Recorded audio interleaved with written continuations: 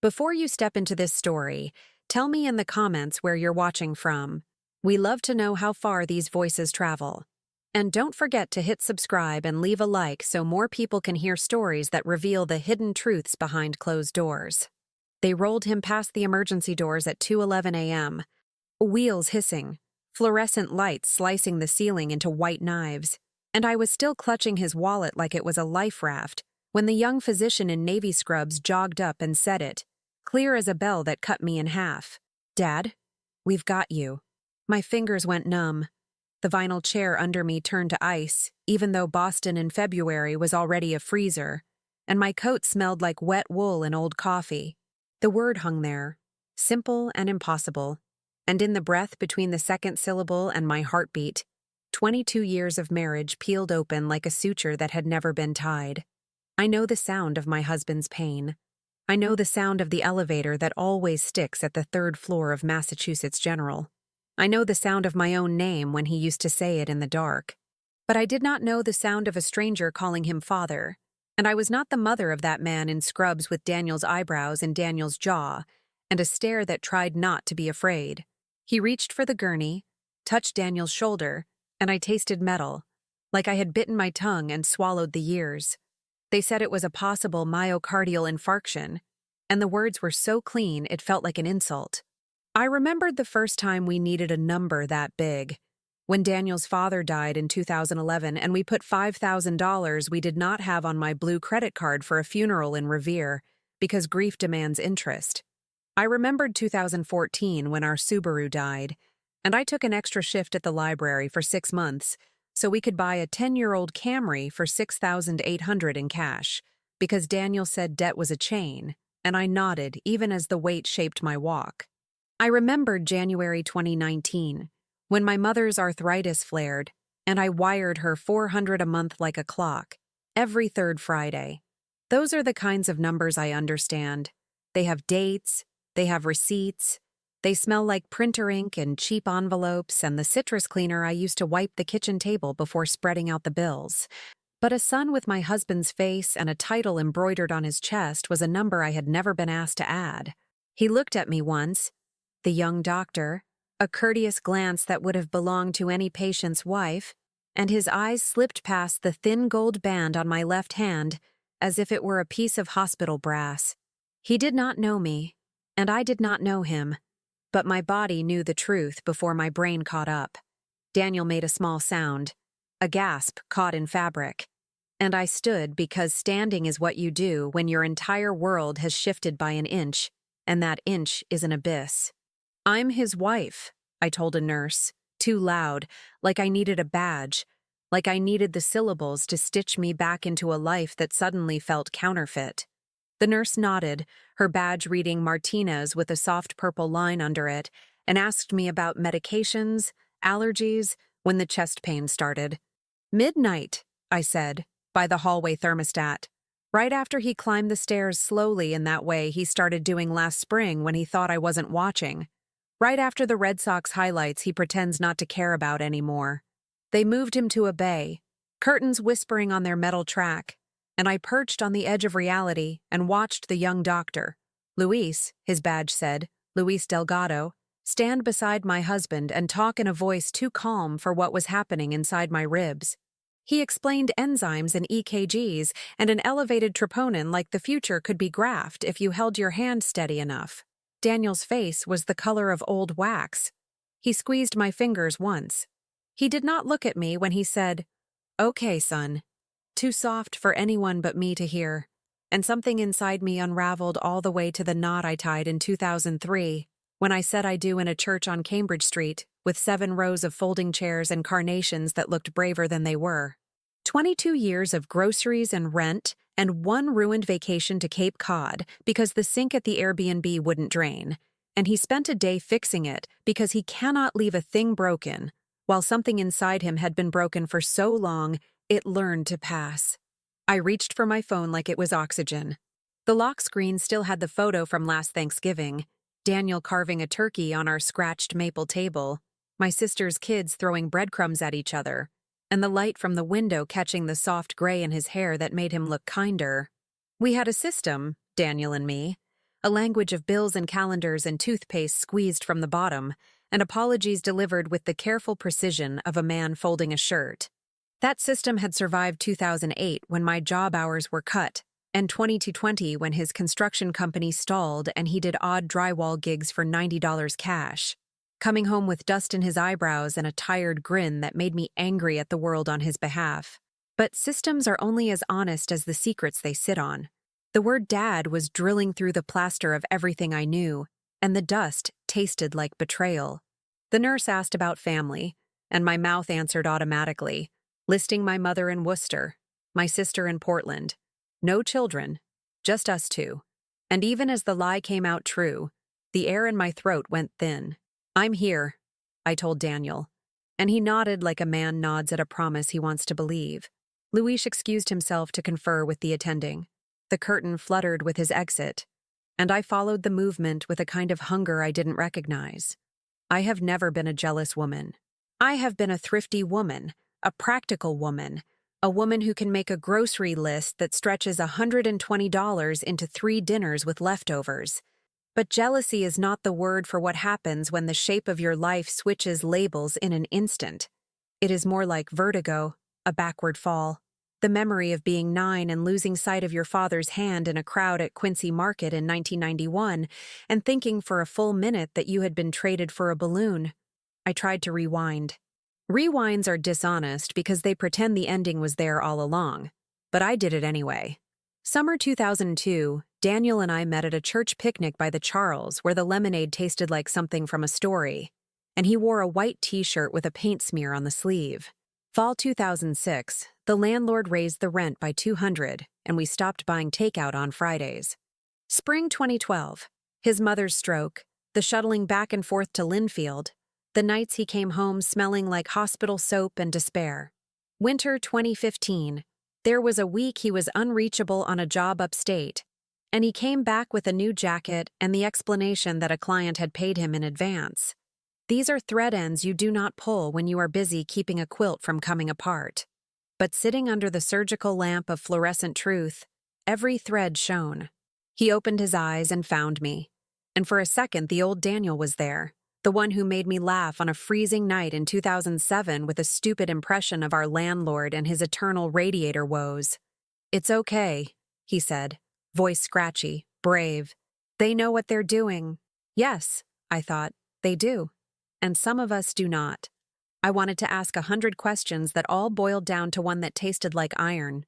I wanted to walk into the hallway, find Luis, hold his badge in my palm and ask what year he was born, what street he grew up on, whether his mother likes her coffee with milk, whether he knows the shape of my kitchen table or the smell of Daniel's work gloves after a rain. Instead, I nodded and said, "You're going to be fine," because love is often a sentence you say gently, even when parts of it are false. They wheeled him for a CT to rule out aortic dissection, and I was suddenly alone in a cascade of bleeps and a television in the corner, playing a travel show where a woman in a sundress ate mango on a beach. At 2:27 a.m., I opened the Notes app and typed the date and the word and the name like a ledger. February 12th, 2025. Dad. Luis Delgado. I do this when the world loses gravity. I list, I price, I anchor. My hands were steady like they are when I roll pennies into sleeves. The door whispered and he was back, the attending saying words like non-ST elevation and heparin and cath lab likely in the morning, and I nodded because I am good at nodding and at morning. Luis looked at me as if he had decided something, then stepped closer. "We'll take good care of him," he said, professional, careful. I watched his mouth form careful syllables and thought of another mouth forming my name in 2003 at an altar no one visits anymore. When they finally let me sit beside Daniel again, a chair pulled too close to the bed, I leaned in, and the question climbed my throat like a slow fire. I could not ask it in the bright hum of the bay with the curtain doing its sleepy dance and the nurse charting on a tablet. So I asked another. "Who is he, Daniel?" I kept it quiet, a wife's whisper, something that could be mistaken for comfort. He closed his eyes, and a line etched itself deeper between his brows. The line of a man who has always chosen to fix the wrong leak. "Later," he said, and his voice cracked like winter wood. I looked at the monitor, green lines drawing mountains that I could not read, and I realized later was the word that had built our home and burned it at the same time, at 3:04 a.m. And I sat in the waiting room with a styrofoam cup of coffee that tasted like paper and old rain, watching the second hand of the clock stutter its way forward as if it too was reluctant to face the morning. I tried to imagine the years stacked behind me like boxes in an attic, taped shut and labeled in Daniel's handwriting. I had believed those boxes contained our shared sacrifices. Rent checks mailed late but paid, tax returns filed at the kitchen table in April heat. The day in 2009 when we skipped buying a new mattress so we could send my sister $200 for her tuition.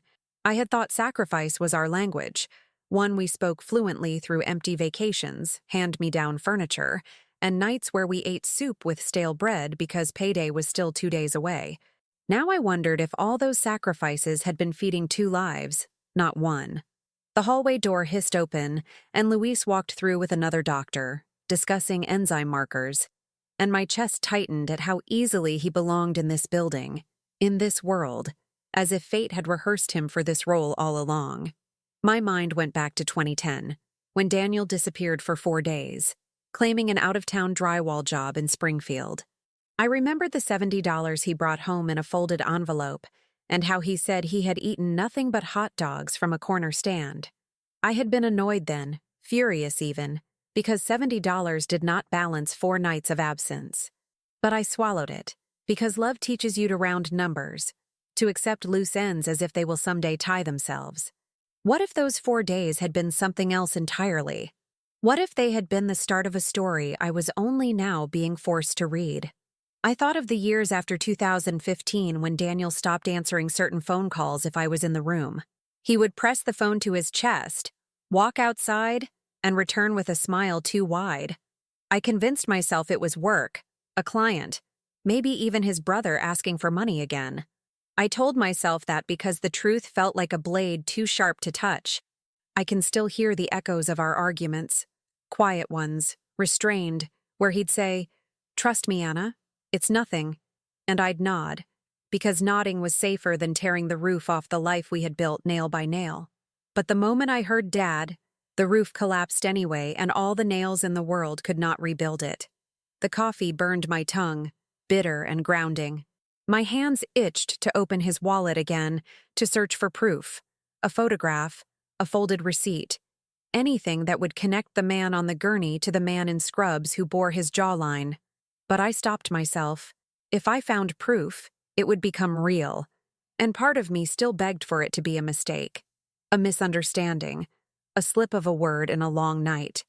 I stared at the floor tiles, their scuffed surfaces reflecting the harsh light, and I thought of how many feet had crossed this same linoleum carrying secrets, lies, hopes that dissolved under fluorescent truth. When Daniel returned from the scan, he looked frail, smaller than I had ever seen him, his hospital gown hanging off shoulders that once carried drywall sheets like they were feathers. His lips trembled as he whispered, "Stay with me." I wanted to scream, "Who stayed with you when you weren't with me?" But the words lodged in my throat, heavy and useless. I touched his arm instead, because touch has always been our bridge, and the lie between us felt like a canyon I wasn't ready to fall into yet. He closed his eyes, and I wondered if in his dreams he saw me, or someone else entirely. At 4:12 a.m., my phone buzzed with a text from my sister asking if everything was all right. I typed back, "Heart scare, at the hospital, we'll call later," leaving out the truth that was tearing through me. I could not tell her yet, not when I had not even said it aloud to myself. Words have power, and once spoken, they cannot be taken back. I shoved the phone into my coat pocket, the same coat Daniel bought me in 2021 at a discount store when money was tight, saying, "You deserve warmth, even if it's on clearance." I had thought it was love. Maybe it was guilt. Luis passed again, stopping at the nurse's station, and for the first time, our eyes held. He looked at me with something like hesitation, as if he wanted to say more but did not know if the walls would hold it. I could almost hear the question in his silence, a question that matched the one beating in my veins. "How much do you know?" I dropped my gaze because I was not ready to answer. Not to him, not even to myself. My pulse thundered, and I realized I was shaking, not from the cold, but from the weight of every unasked question pressing against my chest. When dawn began to bleed through the hospital windows, the city waking with the distant roar of buses and the smell of disinfectant still sharp in my nose, I realized the night had changed me. I was no longer a wife waiting for her husband to heal. I was an investigator of my own life, forced to sift through years of laughter and struggle for the lies buried within them. I touched the wedding ring on my finger, the gold worn thin from decades of dishes and hard work, and I wondered if it had ever meant what I thought it did. Daniel stirred in the bed, his eyes fluttering open, and for a moment I almost reached for him like before. Almost. Instead, I whispered, "When he called you Dad, what did he mean?" My voice cracked, fragile but demanding. Daniel's gaze met mine, a storm trapped behind tired pupils, and he opened his mouth. The silence before his answer stretched long and unbearable, filling every corner of that sterile room, and I knew whatever came next would shatter the last illusion I had left. His lips parted, and the sound that came out was softer than I expected, a whisper that clung to the edges of the beeping monitor. "Anna, I was young. It was before us. I didn't know how to tell you." The words floated in the sterile air like shards of glass, each one cutting into the version of my life I had carried like scripture. Before us. How do you measure betrayal when its roots grow deeper than the vows you spoke, yet its shadow still reaches into your marriage bed? I sat there, unable to breathe, watching his face tremble as if speaking truth cost more than his failing heart could afford. He looked away, and I followed his gaze to the curtain, as if the thin fabric could protect him from the wreckage he had just unleashed. I wanted to scream, to let every ounce of pain erupt into the fluorescent silence, but my voice betrayed me. Instead, memories played in my mind like cruel reruns. Our honeymoon in Maine, cheap motels and clam chowder eaten with plastic spoons. The Christmas of 2008 when he surprised me with a necklace we could not afford, his eyes shining with pride, mine brimming with love. The summer of 2016 when we patched the leaking roof together, tar sticking to our hands, laughter mixing with sweat. Each memory now felt hollow, a house staged for a buyer who would never live there. What was love if not trust? And what was trust when secrets walked beside us every day disguised as sacrifices? I whispered back, my voice shaking. "How many times, Daniel? How many lies did I swallow without even knowing?" He shut his eyes tight, his jaw clenched, and I could see the boy he once was, scared and cornered, hiding behind silence. "It was just once," he muttered, but the tremor in his tone carried decades. I remembered the missed phone calls, the mysterious trips, the unexplained cash. My stomach twisted. Lies have fingerprints, and suddenly I could see them smudged across every year of our life together. Luis returned then, chart in hand, his professional mask secure, but his eyes betrayed a flicker of unease.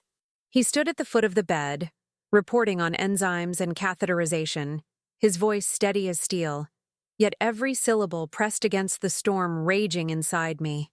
Daniel would not look at him.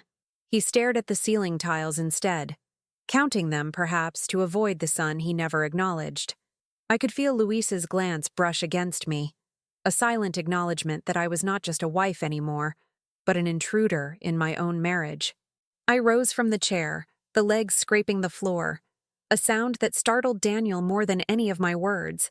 "I gave up everything for us," I hissed, my hands trembling. "Years, Daniel. Years of saying no to myself so I could say yes to you. And all this time," my voice cracked, the taste of salt on my lips. I thought of 2017, when I turned down a promotion because the longer hours would have meant less time at home.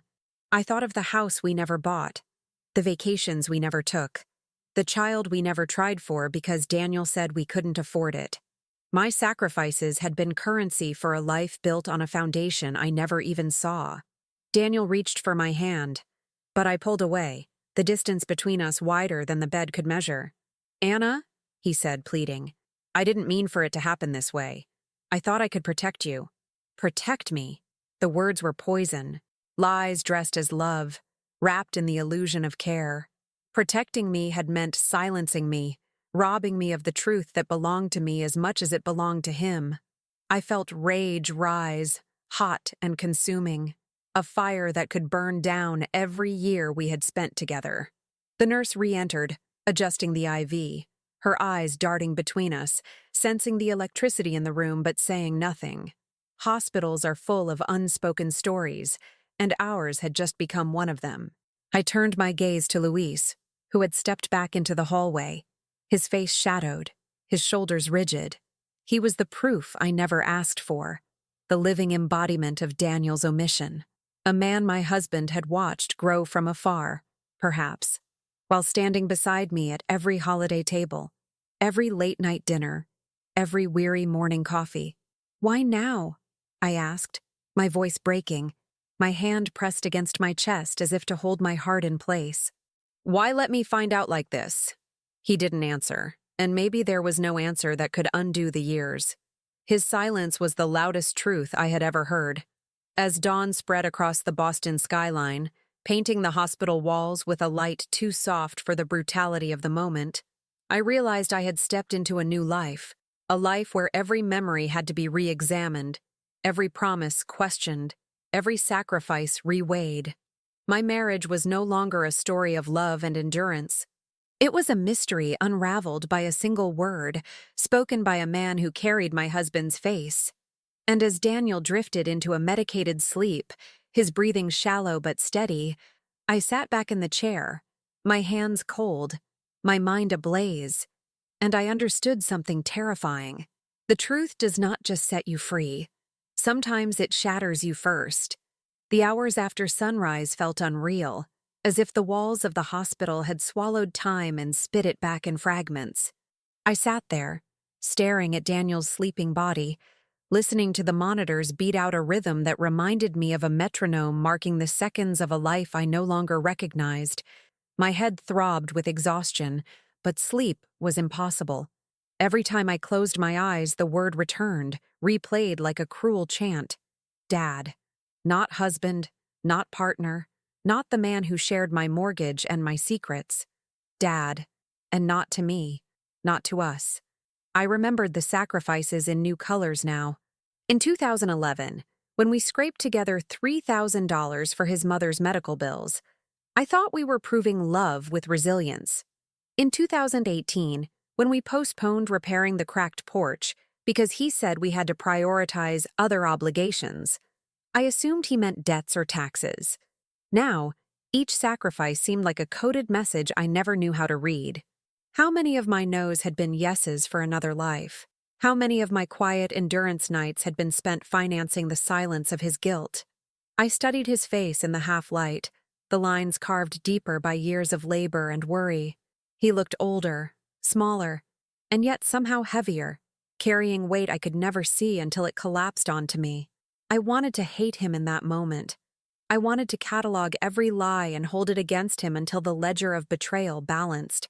But then his hand twitched, and he murmured in his sleep, my name, just my name, and I felt myself split in two. The part of me who loved him, who still remembered the boyish laugh that had made me fall for him on that picnic day by the Charles, and the part of me who now saw him as a stranger who had lived inside my home, keeping a secret large enough to rewrite the story of my existence. When Luis reappeared mid-morning, sunlight cutting across his face, the world shifted again. He avoided my eyes, focused on Daniel's chart, asking questions in clipped tones. But when he finally turned to me, even for a second, I saw something unspoken. He knew. He knew I had heard. He knew Daniel had said nothing for decades. And he knew the fracture between us could not be sutured with hospital tape. In his silence, I sensed his own anger. Perhaps not at me, not even fully at Daniel, but at the life he had been kept from. A son carrying his father's shadow without acknowledgement, now forced to treat him under fluorescent lights. I thought of the impossible request buried inside this discovery. Not just the request Daniel had made of me, to trust him blindly for years, but the one staring at me now, unspoken, filling the sterile air. If Daniel survived this, what would he ask of me? To accept Luis? To fold him into the edges of a marriage already torn apart? Or worse, to pretend it never happened? To return home and set the table as if the word dad had never cracked the air? My throat tightened. I had built my life on saying yes to impossible things, stretching bills, silencing doubts, protecting a love that had holes I refused to see. But this was a request I did not know if I could grant. Daniel woke briefly, his voice ragged. "Anna, please, don't leave me."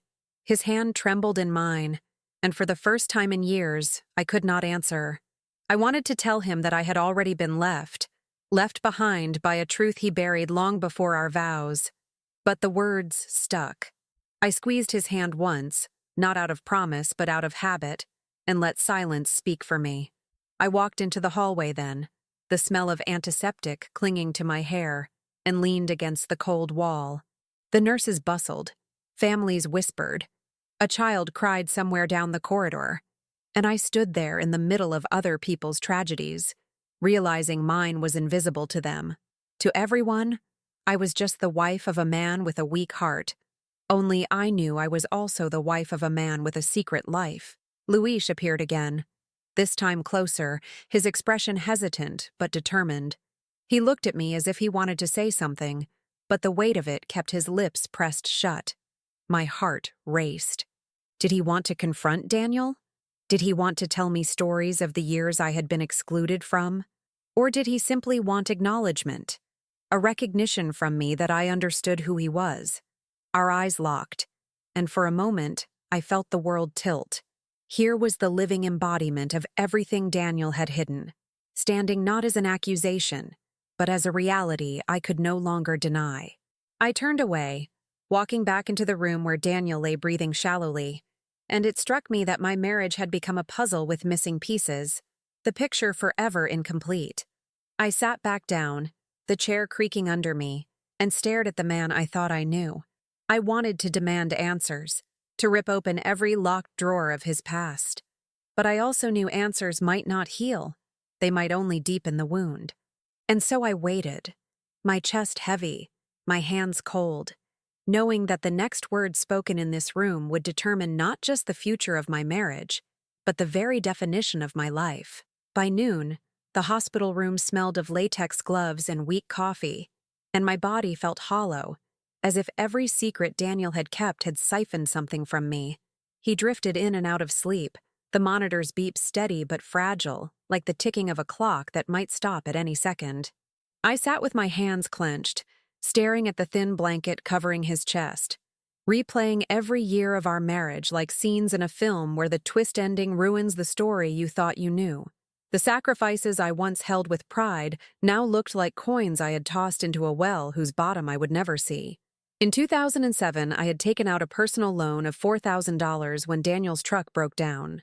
I worked extra shifts at the library, shelving books until my knees ached, while he promised we'd recover. We never fully did, but we carried on. In 2013, when my sister begged for help after her divorce, I scraped together $300 from grocery money, skipping dinners out for months. Daniel nodded in quiet approval, and I thought we were partners, bound by loyalty and sacrifice. Now I wondered, had part of my sacrifice been covering the shadow life he refused to name? Every figure, every dollar, every moment of self-denial suddenly seemed like bricks in a wall, built not to support us, but to hide him. I looked at Daniel, his lips dry, his hair damp with sweat, and I asked the question I had avoided for hours. Does he know about me? The silence stretched until the air itself seemed to shake. Finally, his eyes opened, cloudy but sharp enough to pierce. He knows. Something, Daniel whispered, but not everything. My stomach turned. Not everything, which meant enough to know, but not enough to tell. I imagined Luis growing up, piecing together fragments of truth, watching his mother struggle while his father lived a parallel life across the city with me. Did he wait for Daniel to appear at birthdays, graduations, moments that demanded a father's presence? Did he hear excuses that sounded like the ones I had whispered to myself for years? My chest tightened with anger. But beneath it, a deeper ache swelled, a grief I could not name. I had not only been robbed of truth, I had been robbed of the right to decide what that truth meant to me. Daniel had stripped me of choice, wrapping silence around us like barbed wire, pretending it was protection. "You could have told me," I said, my voice trembling. "You had years, decades, and I would have stayed or left, but at least it would have been my decision." His face crumpled, but I could not tell if it was from pain in his chest or from the weight of my words. The nurse entered briefly, adjusting his IV, her cheerful tone at odds with the storm brewing between us.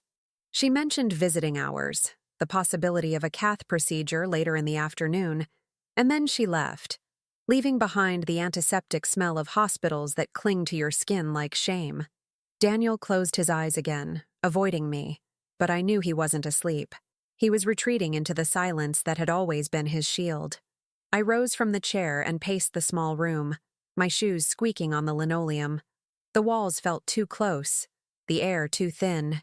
My mind kept looping back to all the moments I had brushed aside.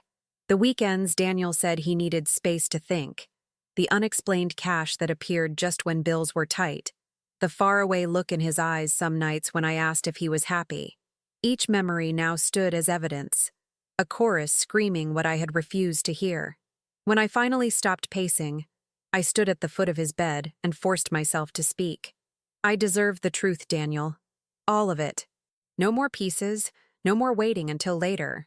My voice echoed against the sterile walls, louder than I intended, but it was too late to take it back. He opened his eyes, met mine, and I saw something there I had not seen in years. Fear. Not of dying, but of living in the wreckage of honesty. He swallowed hard. "I wanted to keep you safe from it. I thought if I carried it alone, it would die with me." His words cracked, fragile as glass. I shook my head, tears stinging my eyes. "You didn't carry it alone. You buried it inside us. And now it's breaking me too." The silence that followed was thick, heavy, unbearable. In that moment, Luis walked past the doorway, his steps hesitant, his gaze flicking toward me before darting away. I caught it, that flicker of recognition, and it struck me. The impossible request wasn't just Daniel's anymore. It was Luis's too. He didn't ask out loud, but his eyes carried it, the need for acknowledgement, the desire to be seen not as a stranger in scrubs, but as a son whose existence had been erased from half his father's life. And suddenly, the weight doubled. I sank back into the chair, my heart racing, and I realized the truth was no longer a private wound between Daniel and me. It was a living presence in the room, breathing through the monitors, standing in the hallway, shaping every future step. The marriage I thought I knew was gone. In its place stood a choice I could not yet face: to cling to the ruins, or to step into a reality built on pain, but at least on truth. And as the monitors beeped steadily, indifferent to the collapse of everything I had built, I understood something brutal. Love is not destroyed by lies alone. It is destroyed by the silence that lets them grow. The afternoon sun slanted through the hospital blinds, thin bars of light striping across Daniel's face as he lay still, his breathing shallow but steady. I sat in that stiff chair, my back aching, my chest burning, and I realized I had not eaten in nearly 12 hours. Hunger gnawed at me, but it was nothing compared to the emptiness clawing at my heart. Every beep from the monitor sounded like a reminder that the man I thought I had known was slipping further into someone I could no longer recognize. The silence between us grew louder with every second. I thought of the years when silence had been my ally. In 2004, when money was so tight we ate rice and beans for a week straight, I stayed quiet rather than complain, believing my patience was proof of love. In 2015, when my coworkers whispered about traveling to Europe while I counted pennies for the electric bill, I silenced the envy inside me because Daniel had promised that our sacrifices would mean something. In 2020, when the pandemic made everything uncertain, I clung to that silence as if enduring quietly would hold our life together. But now, silence was the weapon that had gutted me. A weapon he wielded in the name of protection while carving out parts of my soul I didn't know I was losing. Daniel stirred, his eyelids flickering open, and for a moment, I hoped he would speak. Instead, he turned his gaze toward the ceiling, his lips trembling as if caught between confession and cowardice. My throat tightened. I wanted to force the words out of him, to drag the truth into the light like something rotten pulled from a cellar. But when I opened my mouth, all that came was a whisper. "How could you do this to me?" My voice cracked on the last word, my whole body shaking with the weight of it. He turned his head, slowly, painfully, and his eyes met mine. For the first time, I saw not the man I married, not the liar, but something smaller, a man terrified of being unloved. "Anna," he said, barely audible. "I was 20. I was reckless. I thought it would fade. I thought I could build something new with you, and the past would stay buried." His words spilled out like fragments of a confession torn loose by weakness. "But then he was born, and I couldn't face you with it. So I lied. I lied because I loved you." I shook my head violently, tears blurring my vision. "No, you lied because you loved yourself. You lied because you wanted both lives, me and him, truth and comfort, without ever risking the loss of either." The bitterness in my voice startled even me. He closed his eyes again, as if retreating into the dark was easier than looking at the woman whose heart he had shattered. The door opened softly, and Louis stepped in this time, not as a doctor, not as a stranger, but as something in between. His eyes darted to Daniel, then to me, and for a heartbeat the room froze. He held a chart in his hand, but his posture betrayed the weight of something more than medicine.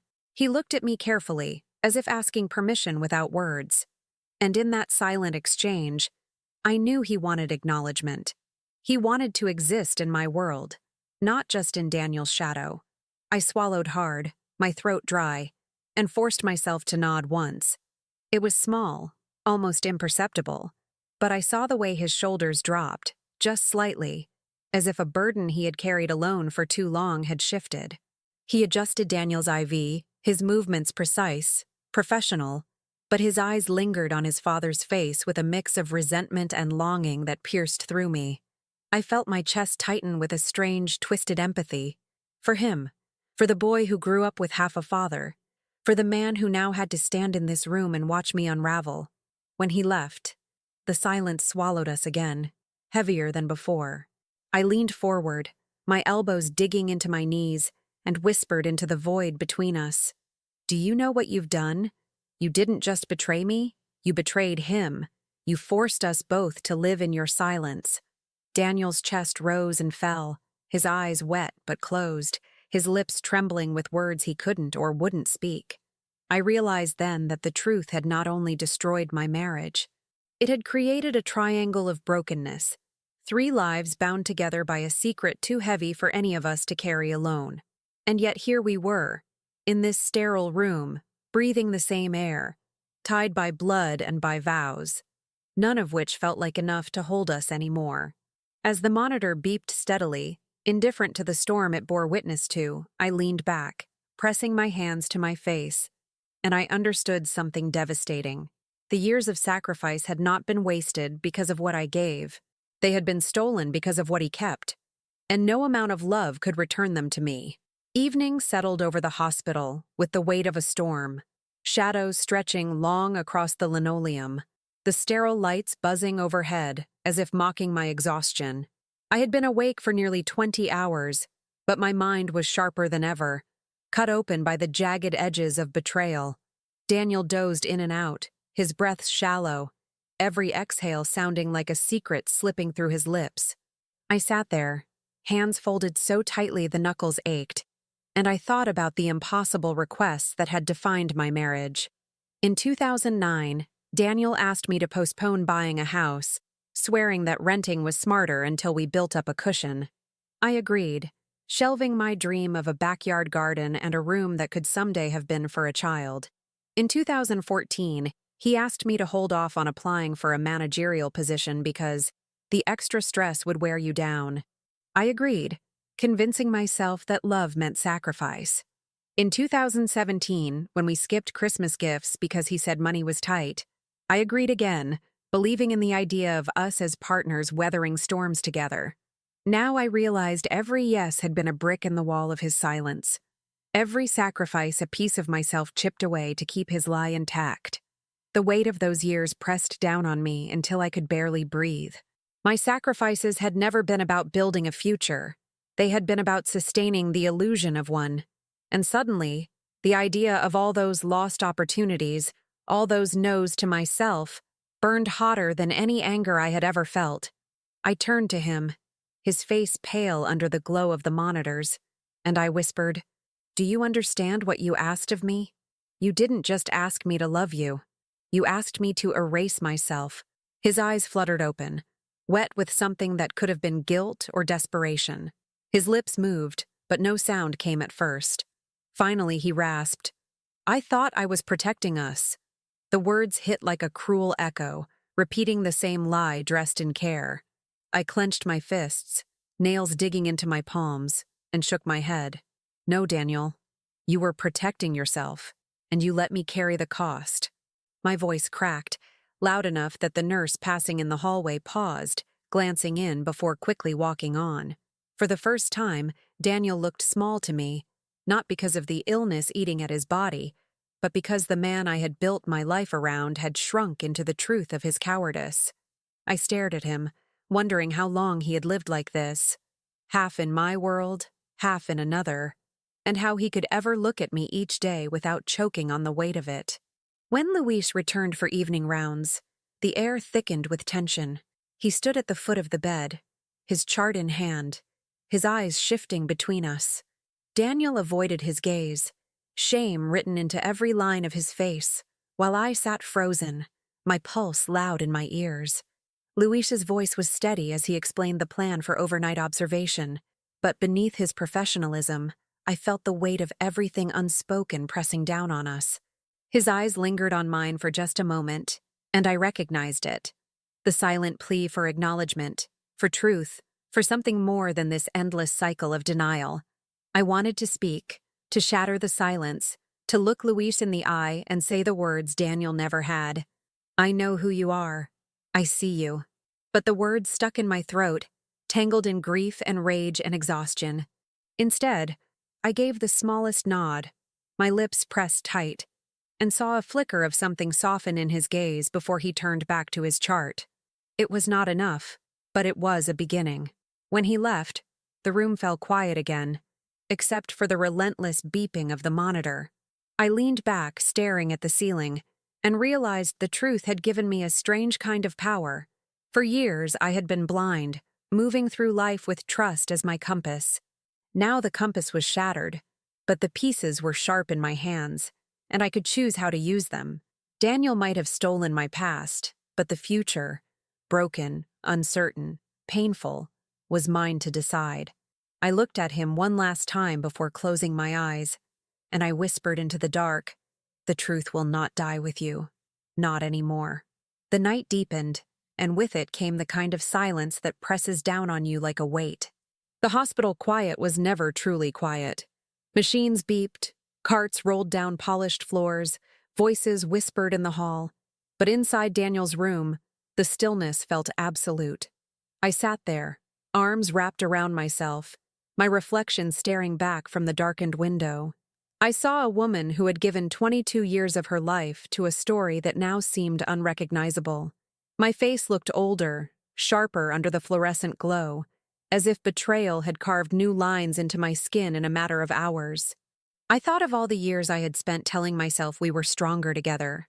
I remembered the 2008 recession when Daniel lost 2 months of steady work, and I worked double shifts to cover rent. I remembered 2012, when his back injury forced me to pick up overtime again, cooking simple meals of pasta and beans because medical bills swallowed our budget. I remembered the long winters when we wore sweaters inside to save on heating, and the summers when we skipped air conditioning to cut costs. I had believed those struggles were proof of our unity, evidence that we could survive anything. But now I realized they were only proof of how much I had been willing to endure for a man who had chosen silence over honesty. Daniel stirred, coughing weakly, his eyes fluttering open. He looked at me as if searching for forgiveness in the lines of my face. I held his gaze, but my heart felt like stone. You let me sacrifice everything, I whispered, my voice low but cutting. And all along, you were building a life I never knew existed. His lips trembled, his eyes wet. I didn't mean for it to hurt you, he said, his words thin and broken. I let out a bitter laugh, shaking my head. It wasn't just hurt, Daniel. It was theft. You stole my choices. You stole my years. For the first time, he had no answer. His silence wasn't defensive this time. It was heavy, filled with the weight of knowing there was nothing left to hide behind. I leaned back in the chair, exhaustion dragging at me, but anger kept me awake. I wanted him to feel what I felt, to taste the bitterness of betrayal with every breath, but he just lay there, fragile, hooked to machines, the man I had loved now reduced to someone I barely recognized. The door creaked, and Luis entered again, softer this time, almost hesitant. He checked the monitor, adjusted the drip, and then for the first time his eyes met mine and stayed there. He didn't need to speak. I could feel what he wanted. Recognition, acknowledgement, something real in a world where his existence had been erased. My chest tightened, and before I could stop myself, I said quietly, "You look like him." The words hung in the air, and Luis froze, his hand still on the IV line. His jaw clenched, his eyes flickered with something raw, relief, pain, maybe both. He gave the faintest nod before turning back to his work, his face composed but his hands trembling slightly. When he left, Daniel let out a groan, covering his eyes with his arm. "Anna, please, don't," he whispered. I stared at him, my heart pounding. "Don't what? Don't see the truth you kept from me? Don't speak the name of the son you never claimed?" My voice rose, sharp and trembling. "You can't erase him, Daniel. And you can't erase what this has done to me." He stayed silent, and for once, I let the silence stand. As the clock pushed past midnight, I realized that the life I had lived up until this night was gone. No matter what happened to Daniel's heart, no matter what the doctors found in the morning, nothing could return what had been taken from me.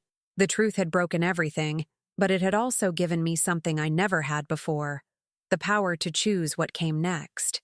I sat there, staring at the man who had been my husband, and I whispered to myself, "I will not be silent anymore." The words felt like a vow, one meant not for him, but for me.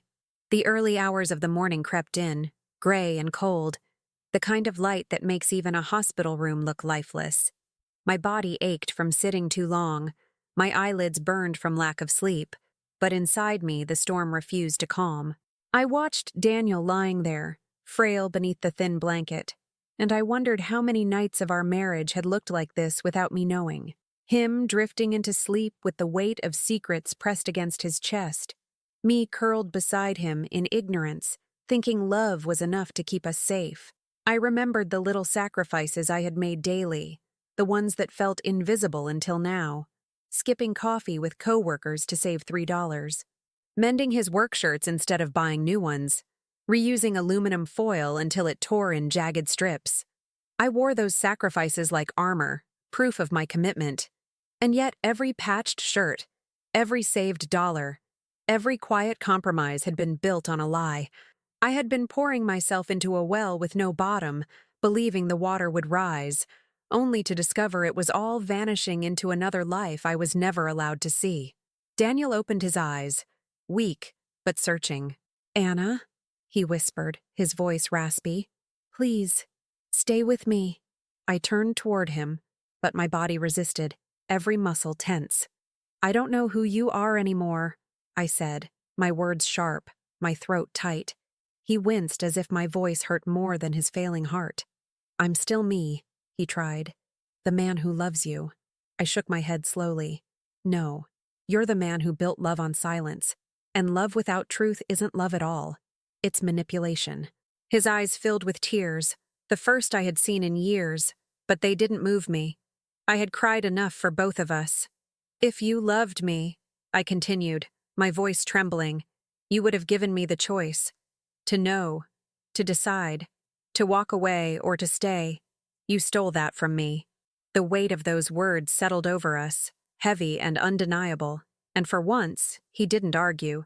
He just closed his eyes, his chest rising and falling unevenly, as if even his body knew he had no defense left. The door opened quietly, and Luis stepped in once more. The night shift had ended, but still he came, his presence calm yet unshakable. He checked the monitor, adjusted the wires, and then glanced at me with an expression that pierced through the exhaustion clinging to my bones. It wasn't pity. It wasn't judgment.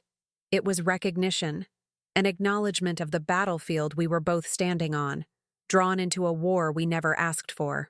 I gave him a small nod, a silent agreement that the truth was now alive between us, undeniable and immovable. When he left, I turned back to Daniel and felt something shift inside me. The anger was still there, burning hot, but beneath it was a clarity I hadn't felt in years. For so long, I had defined myself by sacrifice, by endurance, by the act of holding everything together no matter the cost. But the truth had shown me the cracks, and now I saw that the strength I thought I had was not in keeping silent. It was in finding my voice. I leaned closer to him, my face inches from his, and whispered, "You don't get to decide for me anymore." His eyelids fluttered, his lips parting as if to protest. But no words came. For the first time in our marriage, the silence belonged to me, not to him. As the monitor beeped steadily, indifferent to the wreckage between us, I sat back and realized the impossible request had finally been turned on its head. He had asked me for silence, for blind loyalty, for decades of sacrifice. But now the choice was mine, and I knew, with a clarity that cut through the exhaustion, that I would never again surrender my voice to his lies. The dawn light grew stronger, spilling across the floor, and with it came a strange, almost painful freedom. The life I thought I had was gone, but the woman I was becoming, angry, scarred, unbroken, was just beginning to emerge. The sun rose over Boston like a reluctant witness, its pale light sliding through the hospital blinds, illuminating the room where my marriage had unraveled. Daniel lay motionless, his breathing shallow, the steady beeps of the monitor echoing against the sterile walls. I sat beside him, my body stiff with exhaustion, but my mind clear in a way it hadn't been in years. I had lived 2 decades in the shadow of a secret, and now that the truth stood in front of me, there was no going back. I thought of every year we had built together, every sacrifice I had wrapped in love. In 2005, when I sold my grandmother's wedding ring to help with the down payment on our apartment. In 2011, when I picked up weekend shifts to cover his mother's care. In 2019, when I gave up the trip to California I had been planning for years because Daniel said we couldn't afford it. Each of those moments had felt noble, like the currency of love. But sitting here, staring at the man who had stolen my choice with silence, I realized those sacrifices had not been noble. They had been theft of my voice, my freedom, my right to decide what life I was willing to build. Daniel's eyelids fluttered open, his voice weak, frayed at the edges. "Anna," he rasped, "please forgive me. I never wanted it to end this way." His words fell between us like shattered glass. I leaned forward, my hands trembling, my throat burning with words I had held back for too long. "You wanted to control the ending, Daniel. You wanted to write the story alone. But it was always my story, too." My voice cracked, but I didn't stop. "You lied, and I built my life on that lie, and now I will build what's left without it." He closed his eyes, tears seeping out, rolling down his cheeks. For the first time, I didn't reach out to wipe them away. His pain was his, and mine was mine, and they would never again be the same. I sat back, my breathing steady, and felt something I hadn't felt since the word "Dad" first tore through the air the night before. Power. Fragile, aching, new, but mine. The door opened softly, and Luis stepped in once more, his expression careful but steady. He checked the monitor, adjusted the wires, then looked at me. This time, I didn't look away. I met his eyes, and I let him see the acknowledgement Daniel had denied him for a lifetime. "I know," I whispered, my voice breaking but sure. His jaw tightened, his eyes glistening, and he gave the smallest nod before leaving, the sound of his footsteps fading down the hall. When the room fell silent again, I turned back to Daniel. He looked older than ever, smaller, a man stripped bare by the truth. I reached for my bag, pulling out the small notebook I always carried, the one filled with grocery lists, bills, reminders. I opened to a fresh page and wrote the date, February 13th, 2025. Then, in letters that shook but did not falter, I wrote, "This is the day I chose myself." The words steadied me, more than his apologies ever could. I closed the notebook, slid it back into my bag, and stood. My knees wobbled, my body heavy, but my heart carried something lighter. I leaned down close to Daniel's ear and whispered, "I hope you survive this, Daniel. But whether you do or don't, I will survive without the silence." I straightened, looking at him one last time, and then turned to the window. Outside, the city was waking. Buses rumbling, horns blaring, people moving forward into another day. For the first time in years, I felt like I was one of them, not trapped in sacrifice, not trapped in lies, but standing at the edge of something terrifying and new, my life, rebuilt in truth. And as I pressed my palm against the cold glass, watching the light spread across the skyline, I whispered to myself, "The truth has shattered me, but it has also set me free."